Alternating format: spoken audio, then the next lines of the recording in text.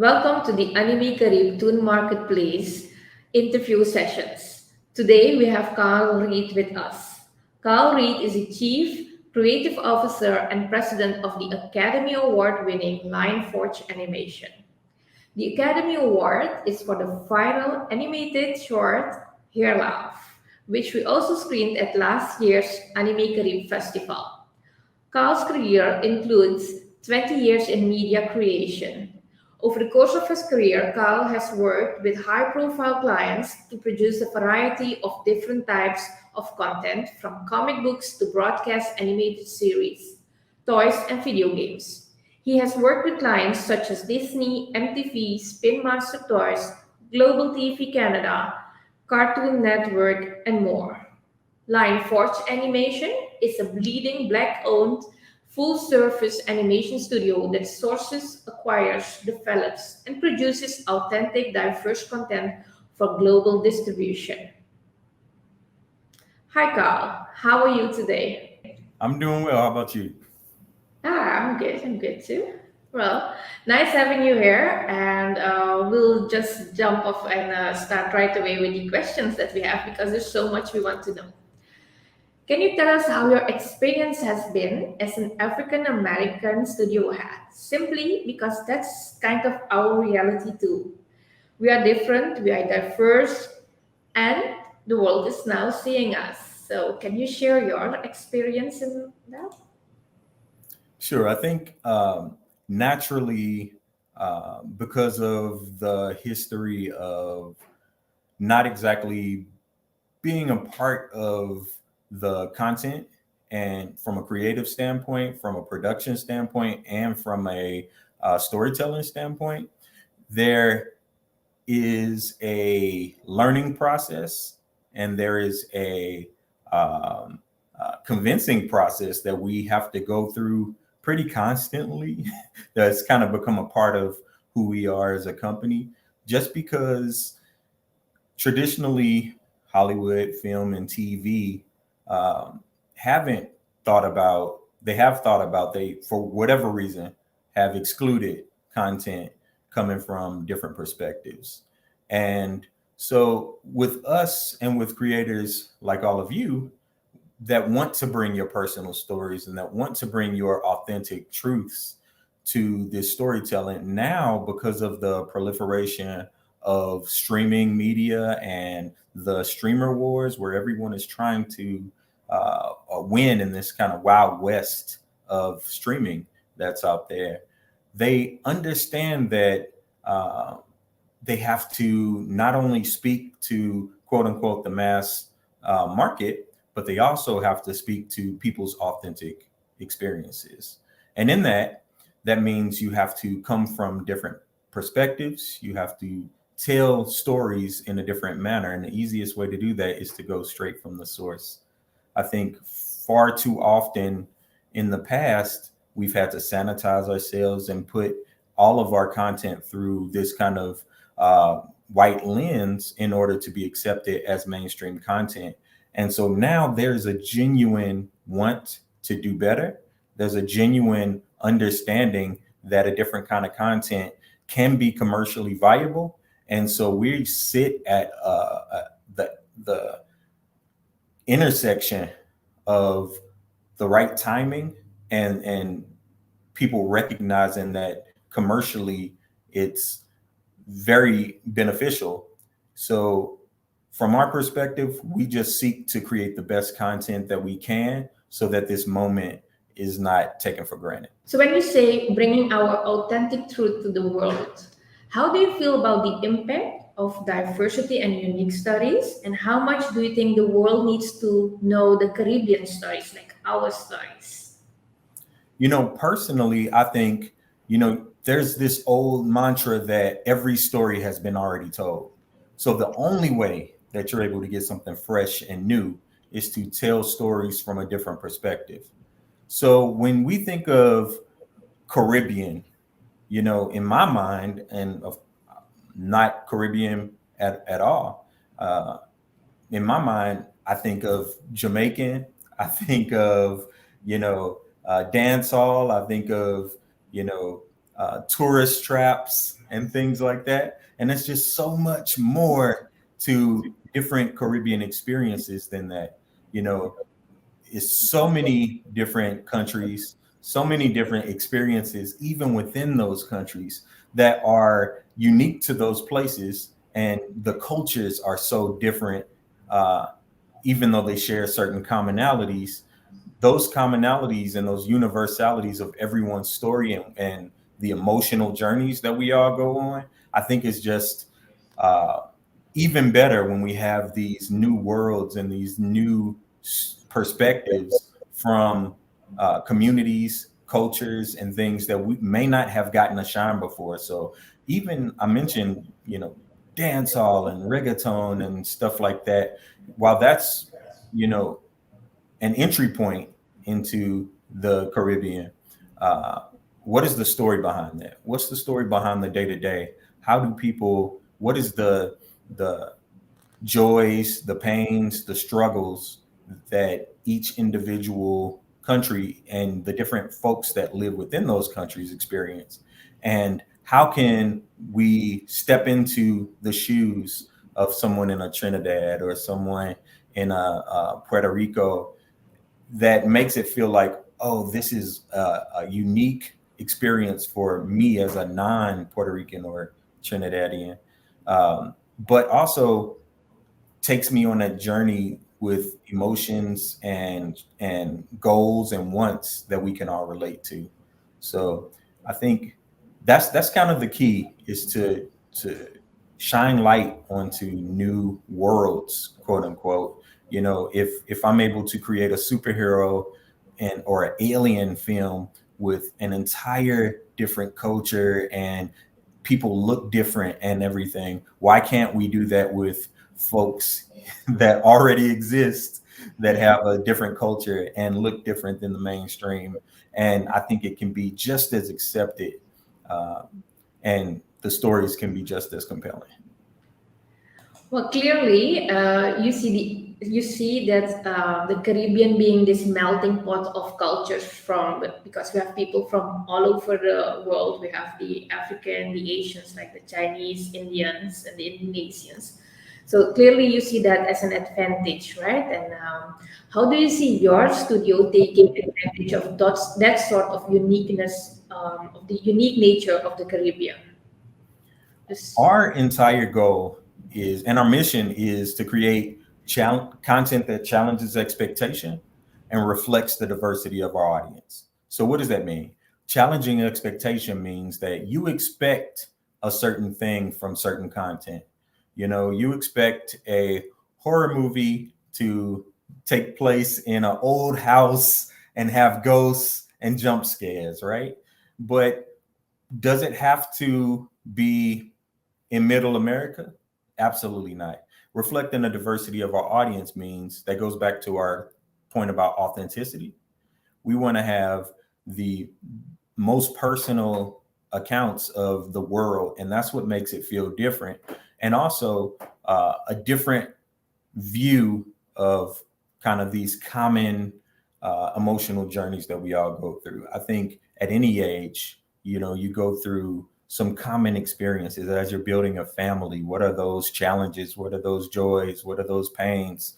As you're coming into your own as an adult from being a teenager, what are those challenges and pains? Even childhood, those are those commonalities. But what makes it sweet is wrapping it in a specific world and a specific culture that, A, we can learn a lot from, but B, that we can immerse ourselves in. And I think no matter where you are in the world, a piece of experiencing content is escapism.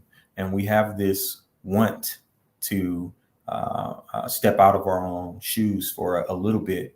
And we don't want to be interrupted in that experience. So if I'm diving in, my experience of watching a film or reading a book or watching a TV show will be immediately interrupted if that world does not feel real. That's the second that we're pulled out of the story because of that.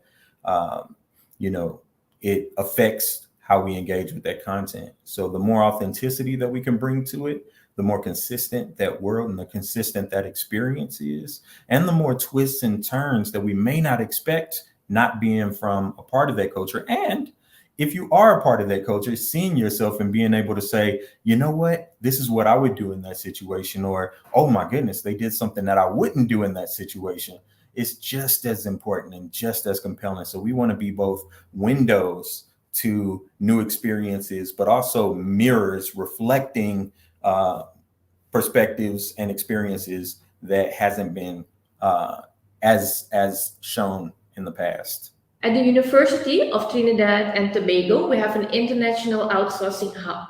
It's ready for business. How do you feel about working with a region you have never worked with before, like Trinidad, Jamaica, and the rest of the Caribbean? With any new partnership, with any working with any new vendor or artist or uh, company, there's always a certain uncertainty about delivery. I think, as with anything, if you feel confident that uh, it's important to have this diversity of thought and diversity of perspective in the pipeline, whether that's from a creative standpoint up front during the creation and development of new content, or if it's during the production, and what perspectives can be added just from having a different group of animators on a project, for instance. I think if you think that is important, then you're willing to take a chance and work with folks that you haven't worked with before, and maybe even invest a little bit more into bringing them up to speed. I think it's definitely challenging early on as you introduce new things, but uh, the best way to get past that is to produce. And so, kind of keeping a constant flow of things coming out of that hub, I think is essential, because the more that people see, hey, this is delivered, even if the quality isn't 100%, but if the better the quality, the better. As it improves and as it moves forward, then that's seen too, and it only grows from there. Thanks for sharing that perspective, Carl, because we hear these stories often and we know that we have to produce for the rest of the world. And hearing from a producer like yourself, a big studio who has won awards, it's really inspiring to know that you're willing to take that risk and that you are so confident about it. That's really refreshing and uplifting. So thank you so much. Can you talk to us about your business model? And if you're going to work with Caribbean studios, what would be your expectations of these studios in terms of what would you like to see, and what would make a studio in the region something that you would consider as a success that you would want to work with them? With any um, team or group that we work with, we try to be as intentional as possible.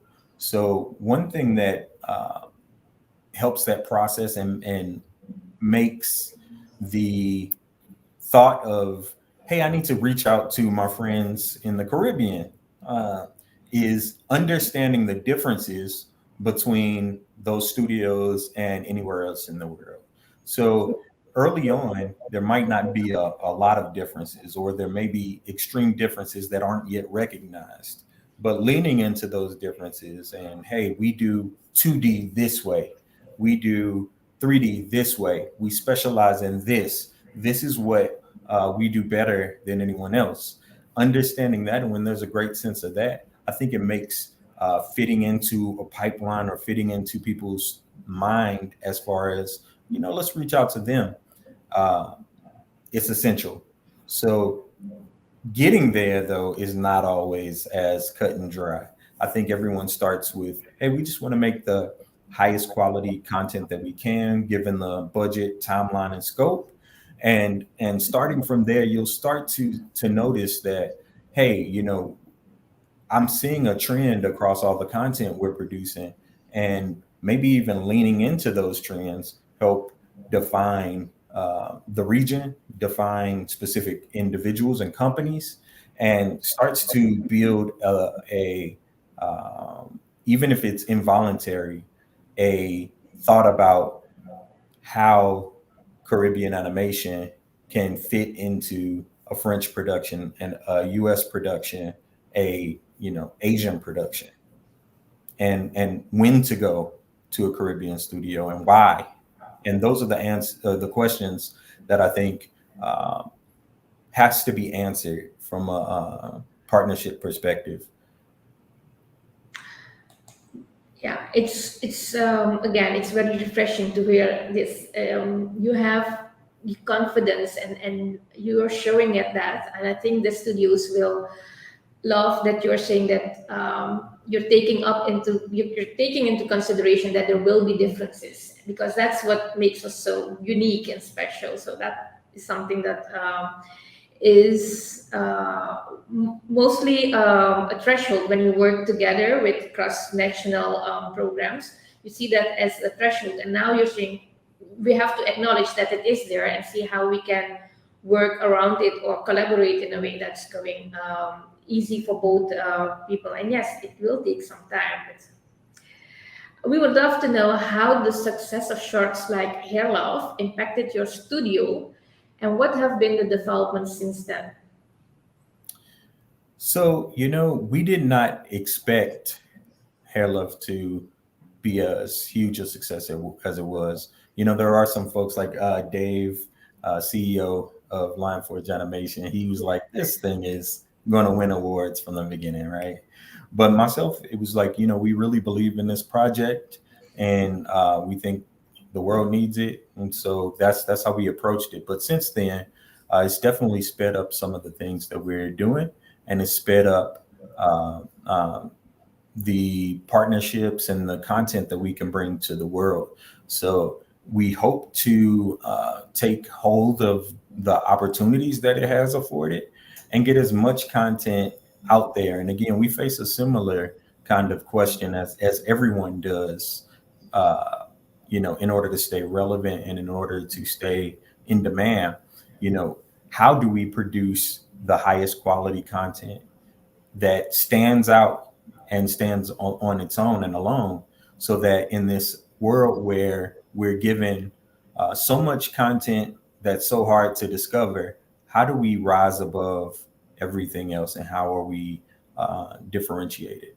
So that's always in mind, even though we're now in a position where we have a calling card that say, hey, we are an Academy Award winning studio, and we are producing content that is at a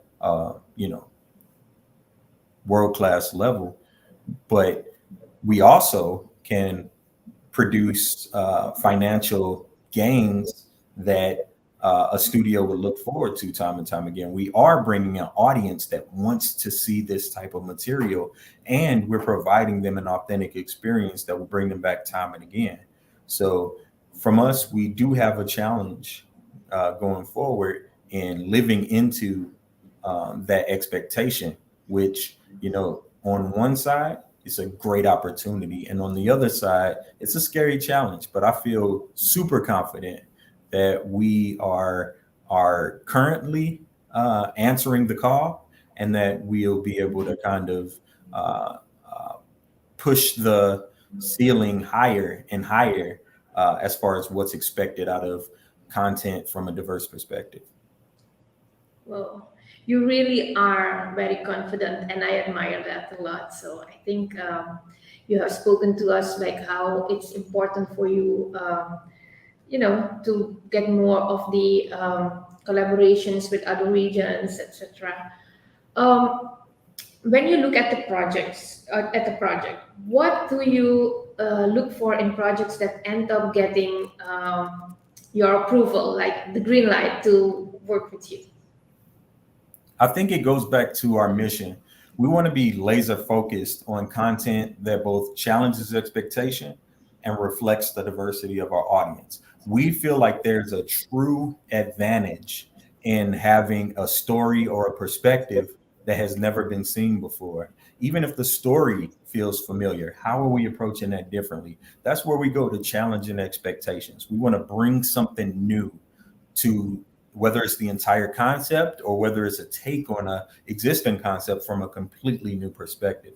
And then reflecting that diversity, we want people to understand and to come to rely on our storytelling to be super authentic and uniquely authentic, because we feel like uh, having pipelines that are diverse and having creators that are diverse gives us the advantage to tell the story in a way that is super authentic. And so if we're able to do both of those things, then and the stories that we read and that are submitted to us and the content that's created, um, we look for those things. We look to, how is this different? How is this new? And, on top of being high quality and things that are interesting, how does this fit into challenging expectation? And how does this come from an authentic place? And what's the perspective of this storytelling?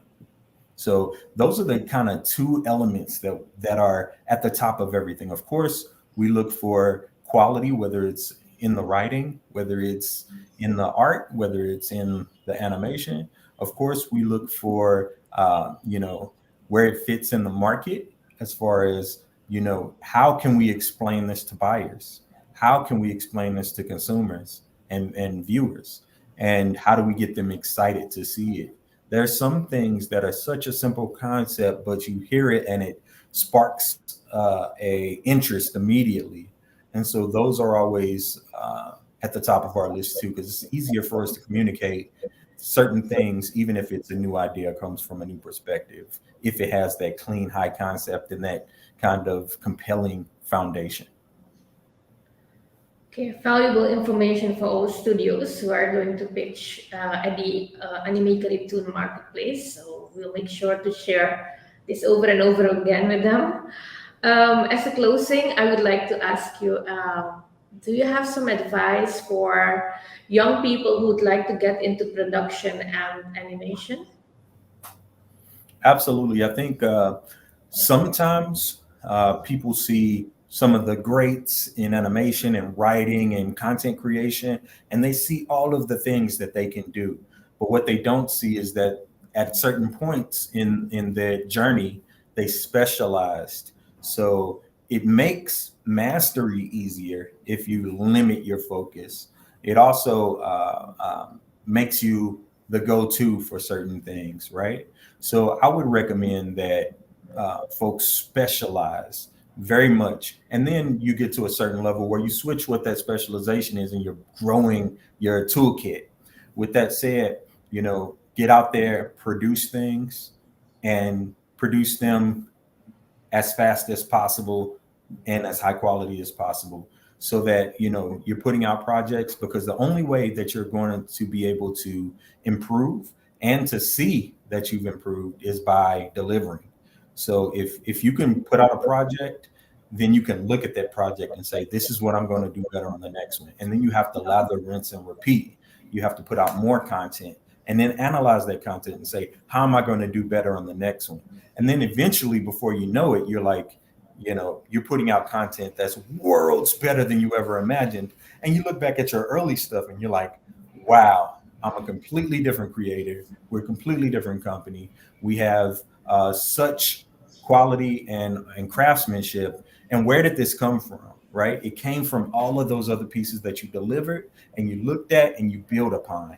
So I think the key to getting into the industry, the key to once you're there, growing, and the key to really eventually making a difference is delivering and building upon those past deliveries. So you can't be stuck in creation mode forever. It's as artists, everyone's a perfectionist, and you can very easily take something that could be delivered in a couple of months into a perpetual process over 10, 20 years that's never gets delivered.